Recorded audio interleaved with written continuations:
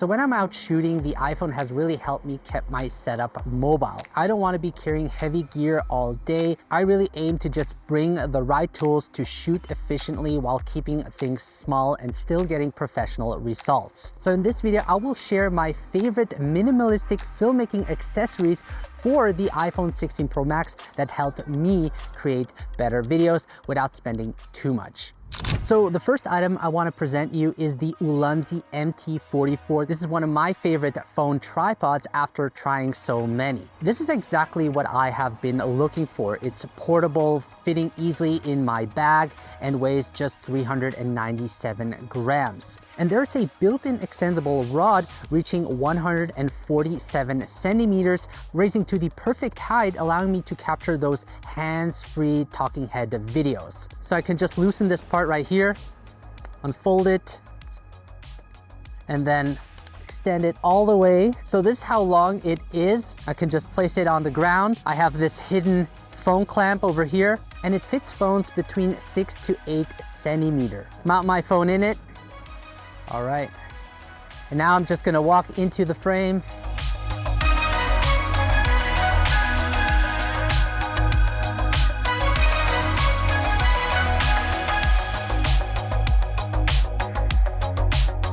What's also cool is that it features a cold shoe mount on top for adding extra accessories like lights or a microphone, and I can fit my phone in it perfectly. It also works with a case. You can see it also features a 360-degree rotatable ball head for filming horizontally or vertically as well. There's also a 1/4 screw hole for attaching the DJI Osmo Pocket 3, for example. And like seen before, this phone tripod is fantastic for self-filming on the go. It also offers more stability when creating handheld movements. So you could hold it this way and create a push-in shot, for example. And it can also double as a selfie stick, so I can extend it and just talk into the camera. And this is really the best part, the quick and easy setup, unlike a regular tripod that requires adjusting multiple legs for stability. Now, when taking time lapses, I notice on a windy day, it can get shaky, but overall for around $25, it's really a great option. So next up is the Apple Watch. One downside of filming yourself with the iPhone is that you can't see yourself unless you use the selfie camera, which isn't as good as the main camera on the back. And with the Apple Watch, I can see what the camera sees in real time, making it easier to frame myself for a better shot. What's also cool is that you can start and stop recording from a distance, so you don't have to keep running back and forth between the camera and where you want to be. So let me demonstrate it to you. I can just select the camera app and I can now see what the phone is seeing. When I now move the camera, you can see I get a live feed, which is awesome. And I can start recording right over here. Now, you don't need the latest Apple Watch. You can get something like the Apple Watch SE for $249. I use this all the time, saving me a lot of extra hassle while filming. Now, if you're on a budget, a great alternative is the flip screen mirror from Nicey-Rig. And what's great is that I can use it with the phone tripod using the cold shoe mount on top. Just slide it in like so. And now you can see yourself through the mirror. Now, it does add some bulk to it, and if you're filming from further away, it can be hard to see the screen. But if you use it for vlogging, for example, or filming in sort of close distances, this is actually a great alternative. The iPhone 16 Pro Max has excellent image stabilization. However, with a mobile gimbal, you can create even smoother shots. And I keep going back to the DJI Osmo Mobile 6 because it's so easy to use. I don't really care about the extra features, I just want to capture smooth shots quickly. And with this magnetic phone clamp, I can easily attach it to my phone like so, then unfold the gimbal and then attach it to it, and I'm ready to shoot. And having a quick setup like this is especially helpful when I'm shooting on the go. Gimbal just makes everything so much easier to capture smooth looking shots, especially when you do camera movements over longer distances, and it also keeps the horizon leveled at all times. It also lets me take more creative shots using the built-in extension pole for high or low angled shots or for stable footage when vlogging. Now what's really cool is that with the latest firmware update, I can pair the Osmo Mobile 6 with my Apple Watch via the DJI Mimo app to get a real-time view and also control the gimbal from a distance with the virtual joystick. You can also start and stop recording and enable active track to let the gimbal follow you, creating a more dynamic video. For $129, this is a great gimbal you can take anywhere for steady, smooth shots. So let's talk about third-party lenses. If I had to choose one, it would be the Sandmark 16mm wide angle lens for $129. It's a bit pricier, but I always prefer quality lens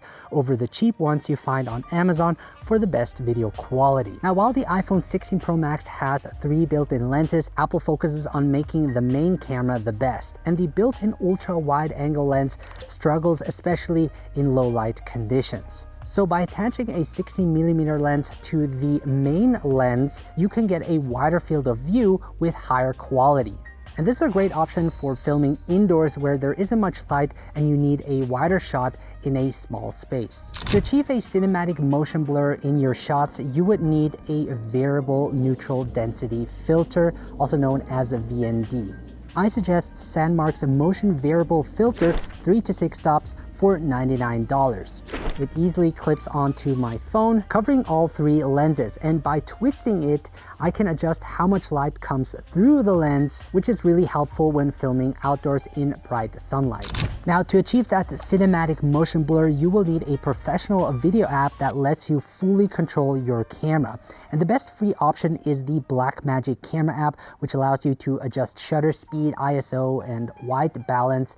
And while the default camera app is great for capturing quick shots, the Blackmagic camera gives you more control to get the look you want. So let me give you an example. I'm now inside the Blackmagic camera app, and you can see I'm shooting in 25 frames per second. So I set my shutter speed, double the frame rate, which is 1/50. And this allows me to achieve that natural motion blur you're seeing and makes the video feel more film-like. And now with the VND, I can twist it to properly set the exposure. You can see I have the zebras enabled, which shows up whenever the highlights are clipping.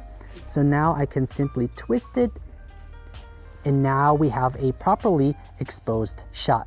When using the iPhone's default camera app, the only ProRes recording option you have is the Apple ProRes 422HQ format. Unlike the Blackmagic camera app, where you can choose between different compressed ProRes formats, recording in ProRes 422HQ in 4K with only 60 gigabytes of free space, you wouldn't even be able to record a 9-minute video. Also, if you want to record Apple ProRes log in a higher frame rate, such as 4K 120 frames per second on the default camera app, you will need to record externally. So you have 2 options here. You can use the Blackmagic camera app to record ProRes in a smaller video size. Alternatively, you can use the default camera app and connect an SSD for external recording. Some of you might prefer the default camera app for its simplicity. To connect an SSD to the iPhone, I recommend Samsung's SSD.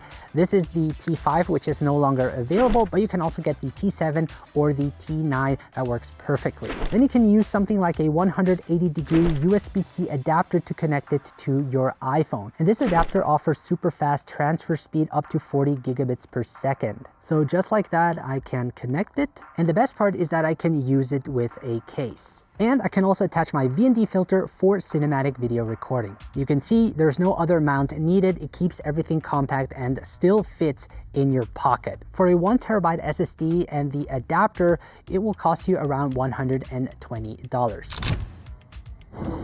The audio you're hearing is from the Lark Mark II by Hollyland. Really an excellent and affordable wireless microphone for the iPhone 16 Pro Max. It captures great sound, and I love how small the transmitter is, making it less noticeable on camera. You can see it's about the size of a button and doesn't weigh down my shirt. Plus, it's super easy to use. I can just plug the receiver into the iPhone and I'm ready to go. They then automatically connect, and the receiver doesn't need any charging because it gets power from the iPhone. So I now have the Lark Mark II connected to the iPhone 16 Pro Max, and this is how the audio sounds like. I'm not using any post-processing. This is the original audio quality you're getting out of this tiny mic. And you can see I can move further away from the camera and the audio quality stays the same. You can see I can walk around, no need for any cables, hands-free setup, which is very convenient. And it comes with this case where you can charge everything, perfect for filming on the go. And it also comes with a windshield, but I find that makes the sound a bit too muffled, so I don't use that. Now, one really cool feature is that I can press this button over here on the transmitter to start recording. Now, there are different versions. I got the combo version, but you can also choose the standalone mobile version with a USB-C or Lightning connection for $113. So this next accessory has completely changed how I capture my behind the scenes video. This right here is the magnetic neck mount by Telsin, and it's super simple to use. I can just press this button over here, put it around my neck, lock it in, and then I can unfold the magnetic mount like so, and then simply attach my iPhone 16 Pro Max. In this way, you can do POV recordings. Now, you might think the shots would be shaky, but there's actually an air cushion down here that helps absorb the bumps. However, it's not recommended for high intensity sports like jumping and sprinting, but for my needs though, it's perfect for capturing behind the scenes footage for achieving that POV perspective.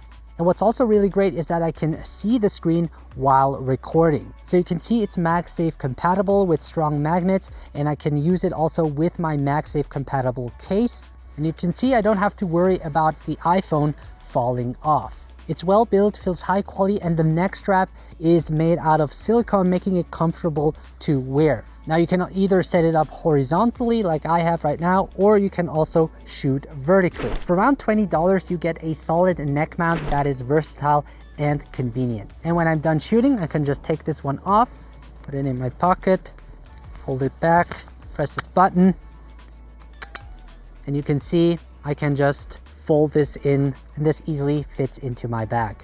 Now, filming with your iPhone can drain a lot of battery, and that's why I always bring a power bank with me. This right here is the 5000 milliamp power bank by Anker.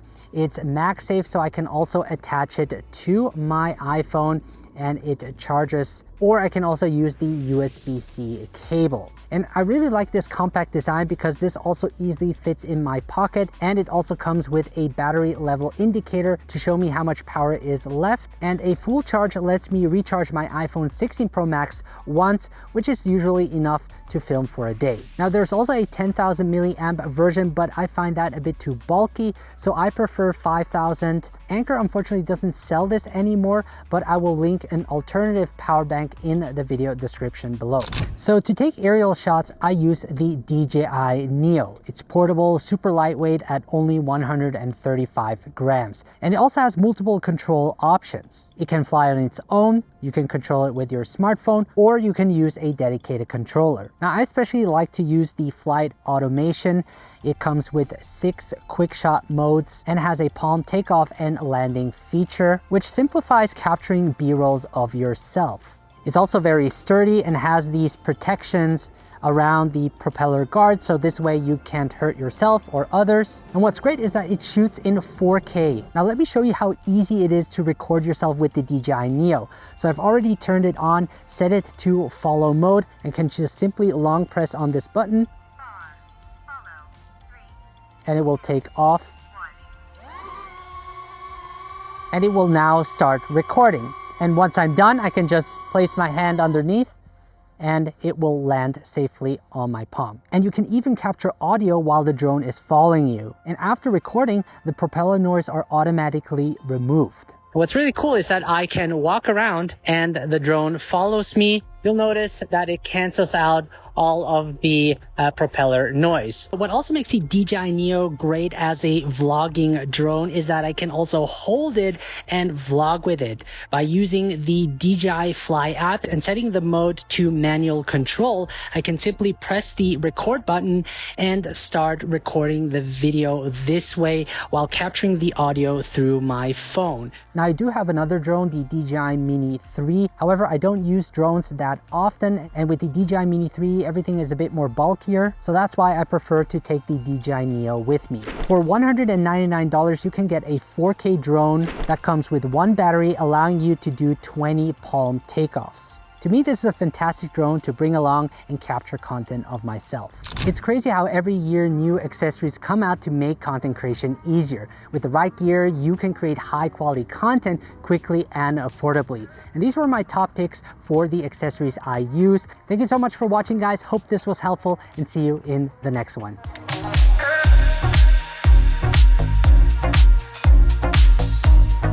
Yeah, right. As if I would be walking this way. All right. Take care, guys.